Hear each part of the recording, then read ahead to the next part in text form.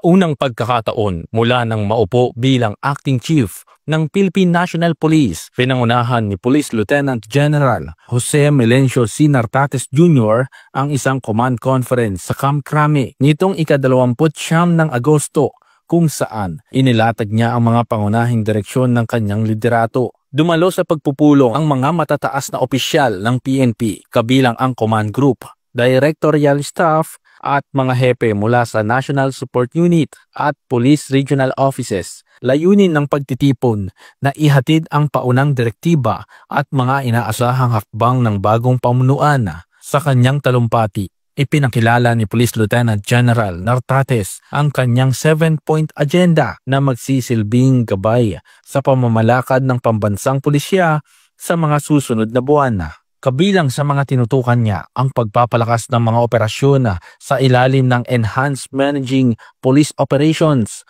pagpapatuloy ng kampanya kontra iligal na droga, loose firearms at terorismo, at ang pagsusuri at pagpapatupad ng mga epektibong risk management plans sa lahat ng level ng organisasyon. Binanggit rin niya ang kahalagahan ng pagpabantay sa seguridad ng mga kritikal na infrastruktura at lugar na may banta.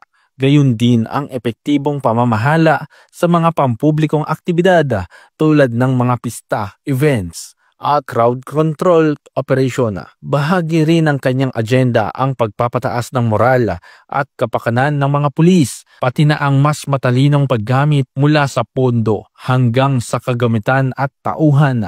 Ayon kay Police Lieutenant General Nartates, isusulong niya ang pamumunong nakatuon sa disiplina, maayos na pamamahala at makataong serbisyo. Anya, mahalaga ang magiging maagap, organisado at makabuluhan ng bawat kilos ng kapulisan upang maipakita sa publiko ang tunay na diwa ng serbisyong para sa bayan. Ang nasabing pagpupulong ang nagsilbing opisyal na panimula ng kanyang liderato at nagpapahiwatig ng panibagong direksyon para sa PNP na umaayon sa layunin ng Administrasyong Bagong Pilipinas, isang pulisya na pinagsisilbihan ang mga mamamayan ng may malasakit, integridad at kahusayan.